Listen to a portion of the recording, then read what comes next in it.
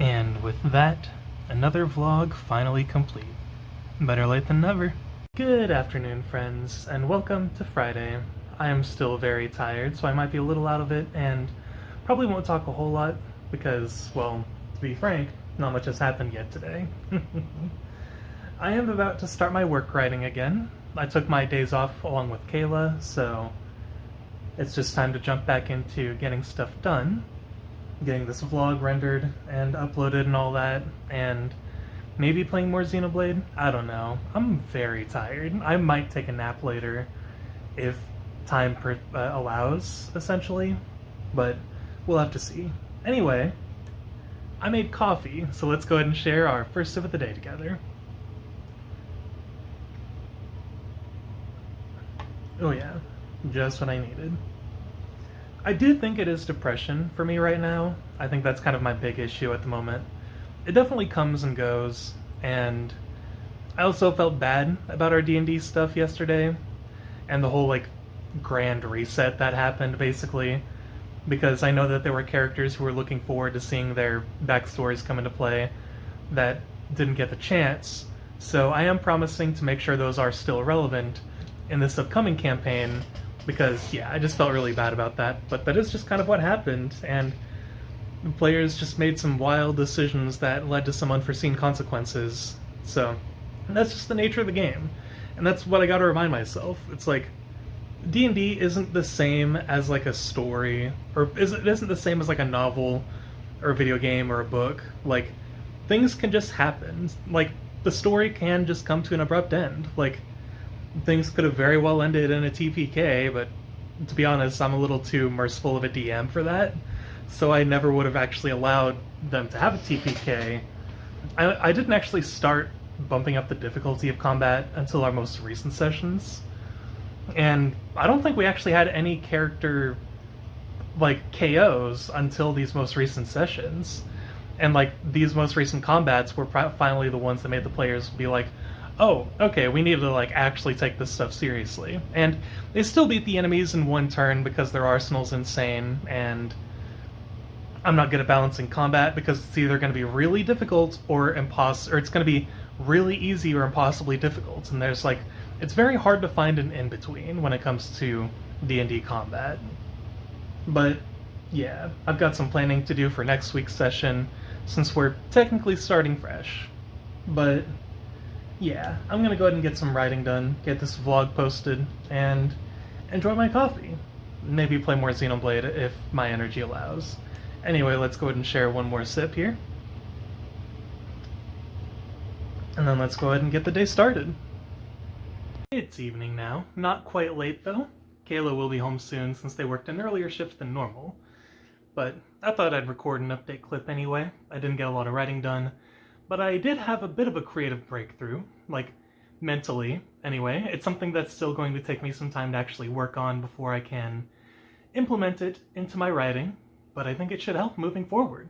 Anyway, I just made a fresh cup of coffee, so I might as well go ahead and share a sip with you guys. Anyway, here's this breakthrough, and I'm just gonna call it, I guess for the sake of a vlog title, Creating in a Vacuum.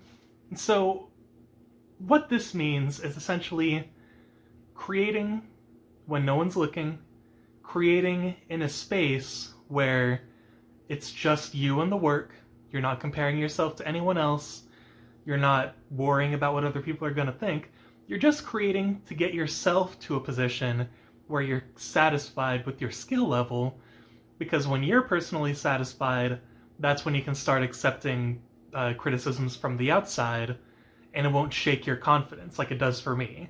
I think I've mentioned it on the vlog before, but whenever I get a piece of criticism, even the simplest piece of criticism, like, oh, you know, you could probably use this descriptive word a little less, and it'll probably be better, I always take it as a personal attack. I receive feedback, and I have such a shaky foundation of confidence in my creativity, which you wouldn't assume would be the case given my 20 plus years of doing this, but I get criticism and I'm like, oh, I am a terrible human being and very bad at what I do.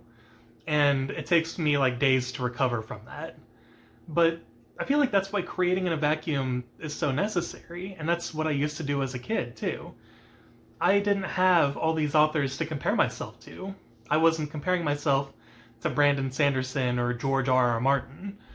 And, I was able to just write. Writing was so much easier back then, not because of my skill, but because I wasn't constantly comparing myself to other people. Because I'm not other people, I'm me. And that's something I need to reconcile with and recognize and be okay with. My writing is not going to look the same as the great authors I love, and that's okay. I just need to get my writing to a point where I will enjoy it, so that way when I put it out into the world, if people love it, great. If they don't, awesome, because that just means, it's less of a failing on my part, and more of just a personal taste thing, you know? It's like, my work's not going to be for everyone, and that's something I think I need to remember. But the work should be for me, and in order to get to that point, I need to stop making comparisons and instead create for the sake of creating. Create to have fun. Create with the intention of knowing, okay, this won't be my best work, but I will definitely do better on the next one. And always keeping that mentality moving forward. I may have mentioned that on the vlog before, I don't recall, but it was a philosophy quote from an author I heard. It's that this book will be good, the next book will be even better. Keep that mentality moving forward, so that way you constantly have that forward momentum. Just accepting that what you're working on in this moment is going to be okay. The next book can be this grandiose thing, but in this moment, just do what you can, and you're going to learn from it anyway, and arguably, your next book will be better. It's not going to be the grand epic fantasy you're expecting, but it will arguably be better than the last one. Excuse me, oh goodness.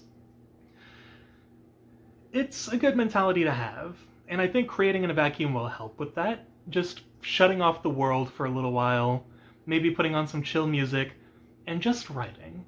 Not worrying about anything else, just focusing on the letters I'm putting on the page. And I think that's going to help a lot.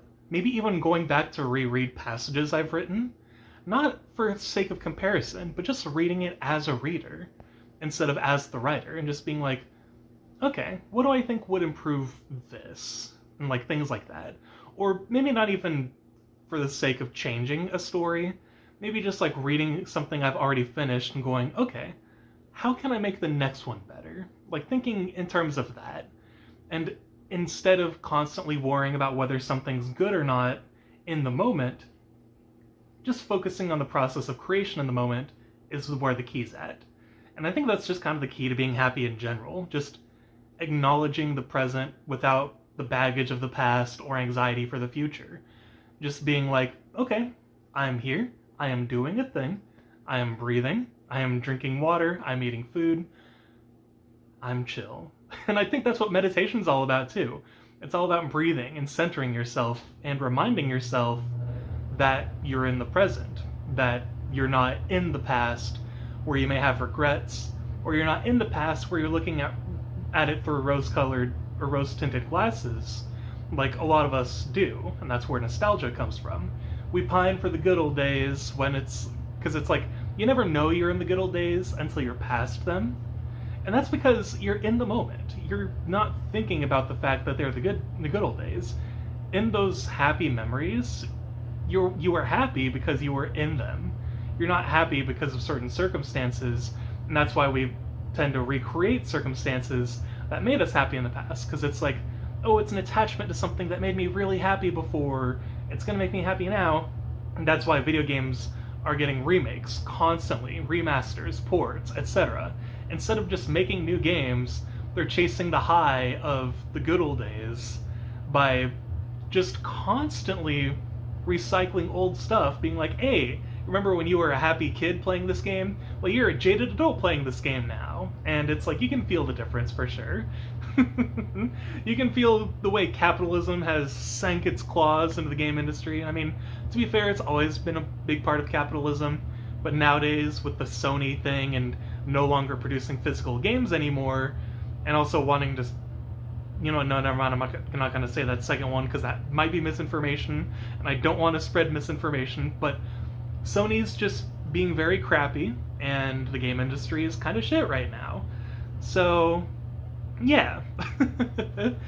We often do look at those good old days because of it, but there's still plenty of good to be found. Like, you'll still find games to enjoy. You can always go back and enjoy older classics as they were instead of playing these newer, shinier, polished versions, which, I mean, you can also do. That's very valid. Persona 3 Reload is fantastic. I am super hyped for Persona 4 Revival. I keep mixing up their names in my head, so I had to make sure I said the right one. And it's like, nostalgia is okay in little bits and pieces. I feel like it's good to kind of look back at your memories and not just with rose-tinted glasses either. Just kind of go back and be like, wow, I've come a long way, and kind of recognizing that. That's something I have to remind myself, because I wasn't supposed to live this long. I was supposed to die at the age of 5, but here I am. I am gonna be 30 next year, and every time I think that, I'm like, oh god, the passage of time. But then I remember the fact that I wasn't supposed to be around this long, and then I'm like, you know what? I'm actually very grateful for that. This all kind of pulled me out of my depressive funk, to be honest, and I'm hoping I can carry that with me to writing. It's a lot harder for me to carry it to writing because I have all these expectations already attached to it, so chances are I probably just need to meditate on this a little longer before I can approach my writing with this new mentality, so that way I can go to work and not have to worry about all these constant comparisons or being like, oh, this passage is gonna suck, or like the readers aren't gonna like this. Instead of just focusing on the readers so much, I just want to focus on writing a good story I would enjoy reading. And that's something I think I need to remember. Anyway, I've been chatting long enough. I'm gonna go ahead and share another sip of coffee with you guys. And then I'm going to probably meditate and see what I can do about getting started on my writing. It's 4 in the morning, almost 4:30 in the morning actually. I stayed up way too late playing the first chapter of Mother 3. And yeah, I am a broken shell of a person. I know what happens, but every time it gets me without fail. What a fantastic game. Anyway, I'm going to bed. It's late. I'm just gonna post this vlog later tomorrow. Thank you guys so much for watching. You are all wonderful people, and as always, I will see you again tomorrow.